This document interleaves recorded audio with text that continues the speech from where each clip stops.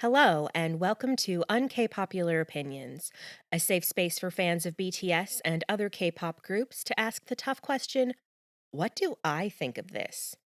I'm your host, Ginger Nuna, and on today's episode, I'm going to share my initial reaction to BTS's second all English song, Butter, and how I think it works as a follow up to last year's smash hit, Dynamite.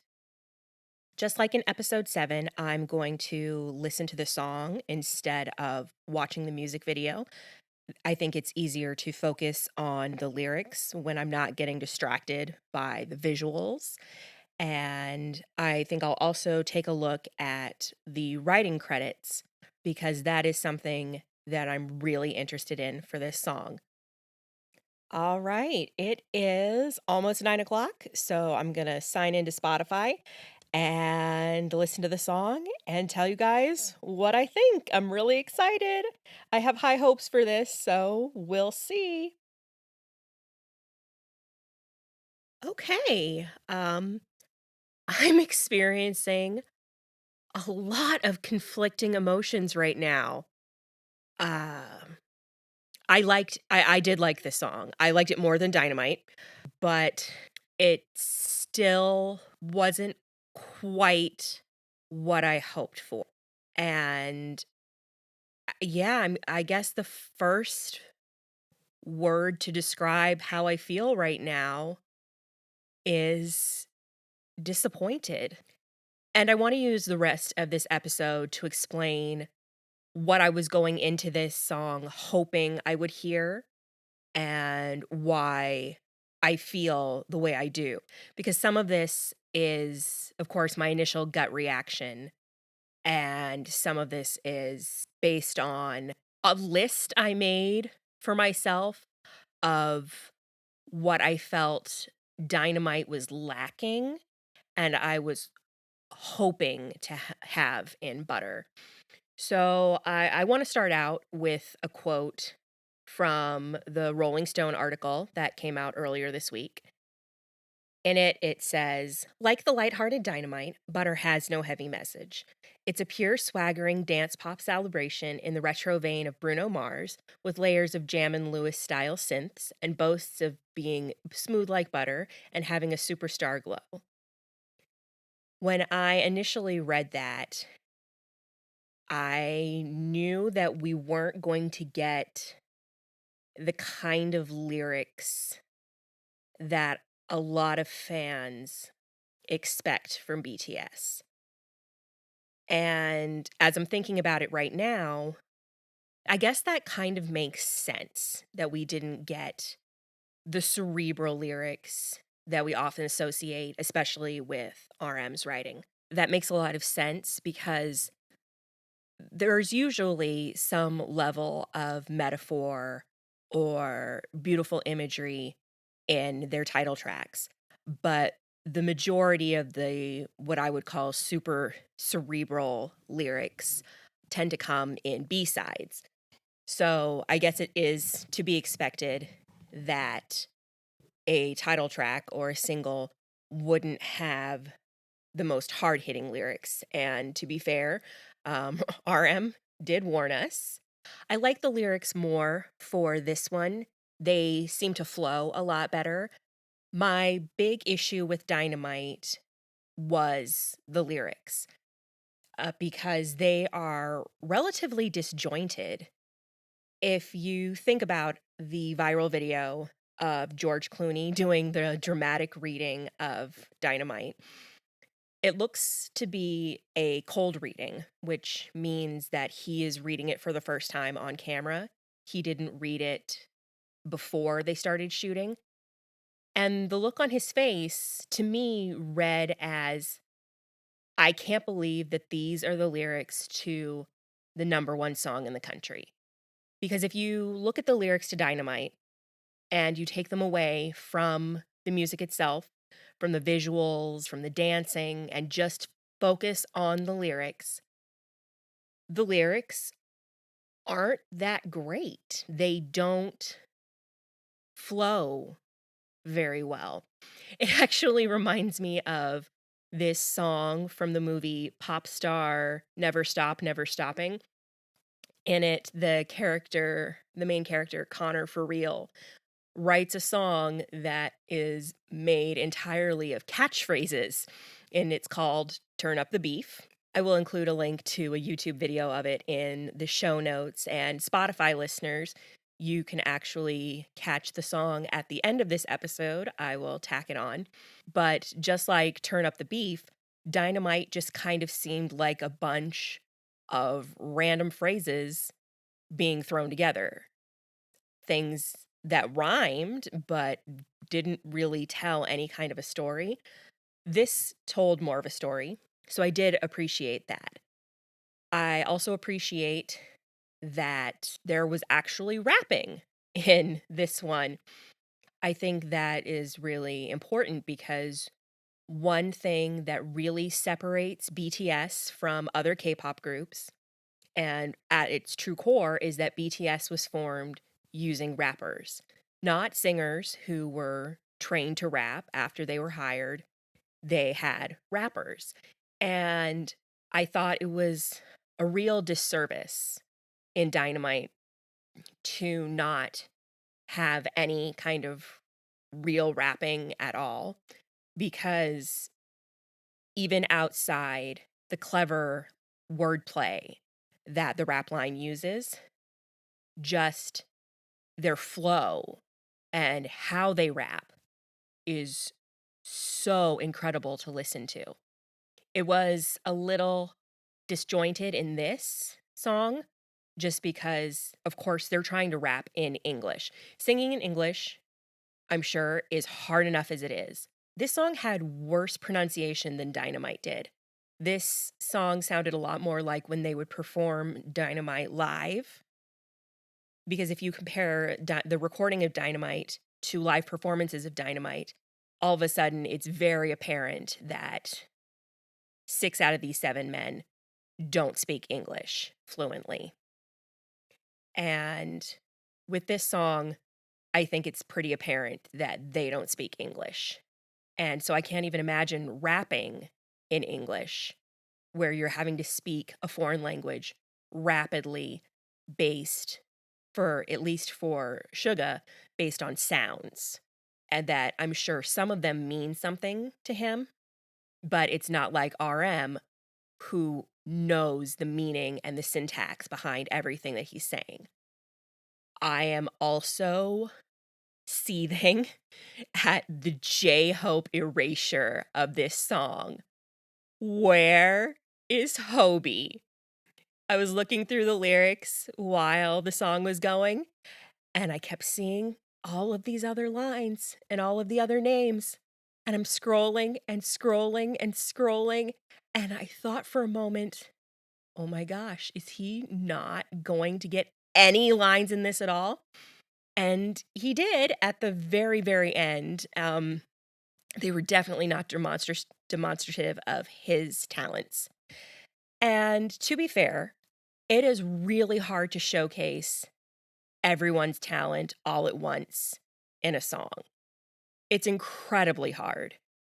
And I think a lot of people tend to feel like their bias is being ignored when their line load isn't as big as the other members in a song.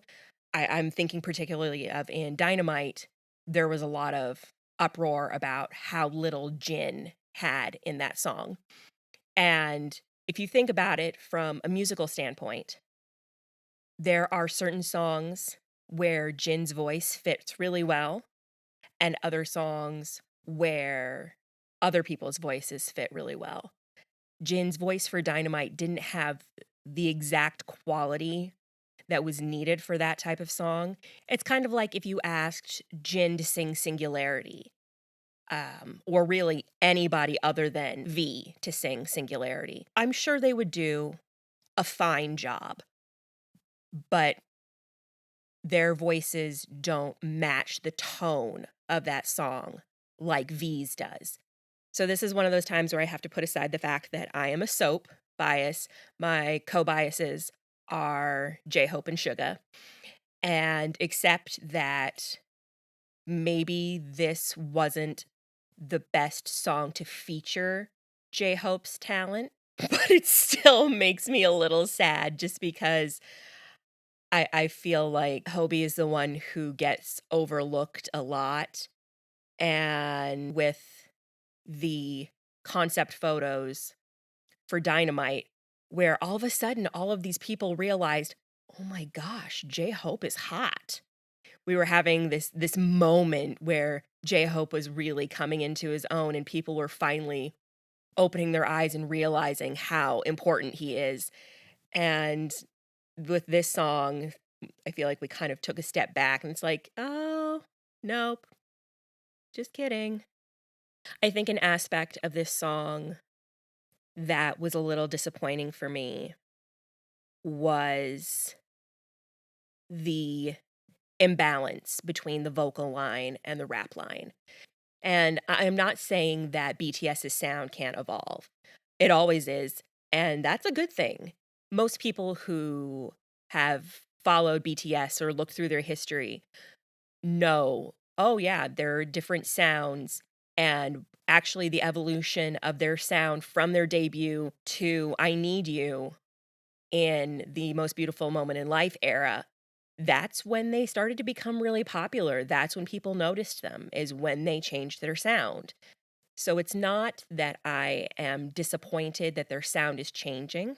It's that this was a very vocal line heavy song, just like Dynamite was. I was really hoping for something that was almost the exact opposite of Dynamite, not necessarily in terms of tone where, oh, well, this song is brooding. I was expecting a song of the summer, something really upbeat, but I was hoping that this would be more in line with a lot of the BTS songs where the rap line and the vocal line are pretty 50-50, or the vocal line takes the chorus and the pre-chorus and all the verses are done by the rap line. I'm thinking a great example is Blood, Sweat, and Tears, where you get a really good representation of what everyone can do, except Jin.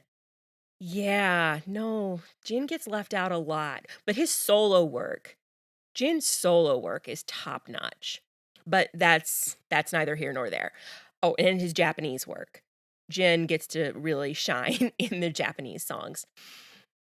Anyway, what I was hoping for with Butter was something that would be new and exciting to the American audience. So I think a big part of this all English song is a continuation of BTS's push into the Western market, which was really established with Dynamite. And I saw Dynamite as one of BTS's Trojan horses. They've had several Trojan horses. This was their Trojan horse for breaking into the Western music scene. And so that's why overall I was forgiving of, frankly, insipid lyrics um, that clearly were not written by BTS because they can do better.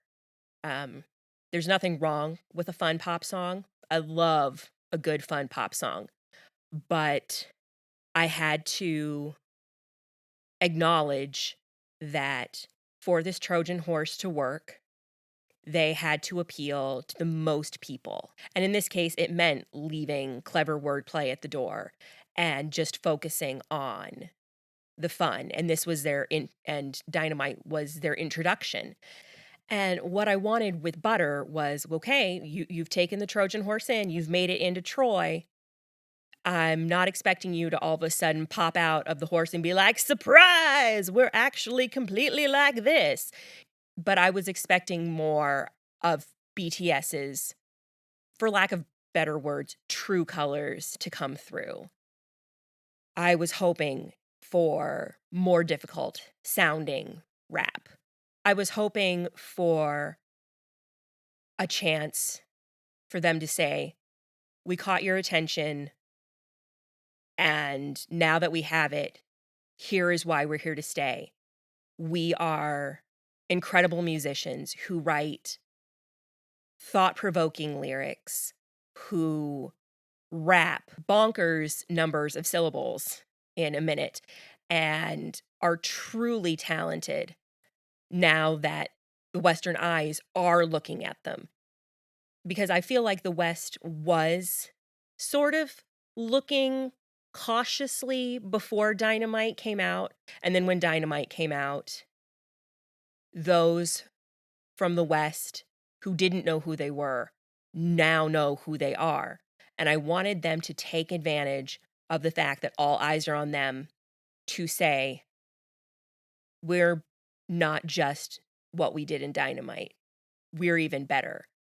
And this progression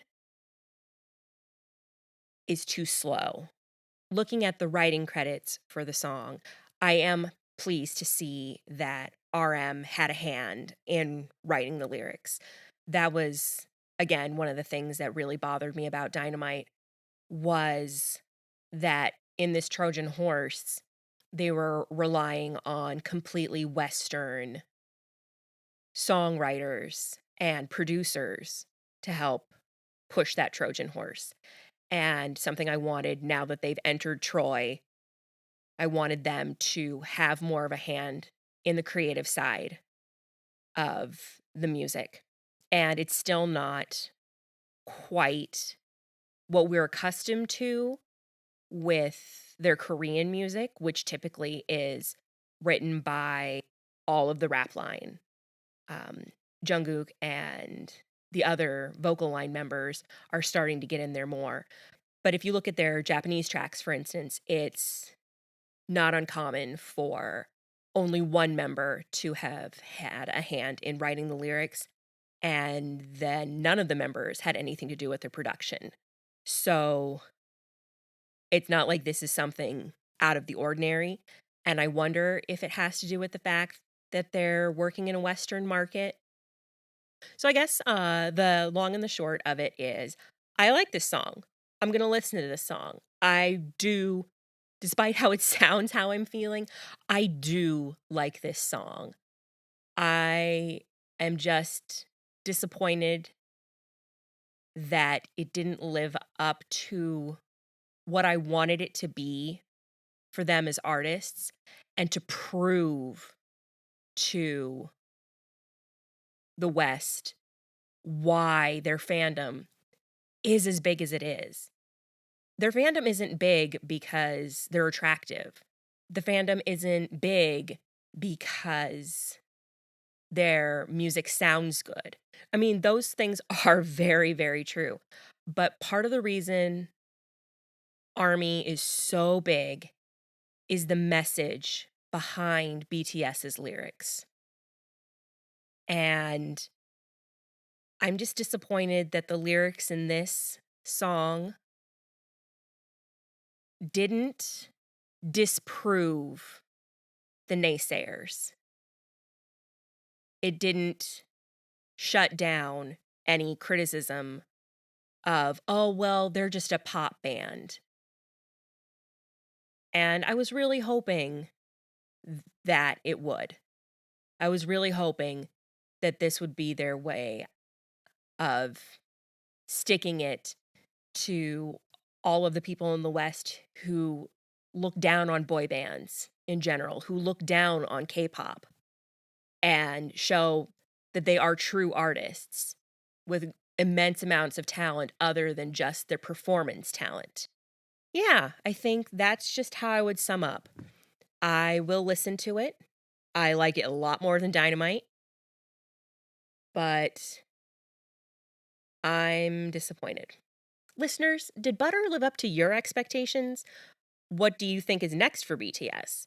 Send your UnKpopular opinions to unkpopularopinionspod@gmail.com. Be sure to subscribe so you're one of the first to know when a new episode is released. Also, Spotify listeners can now enjoy enhanced episodes that include the songs that inspire the podcast.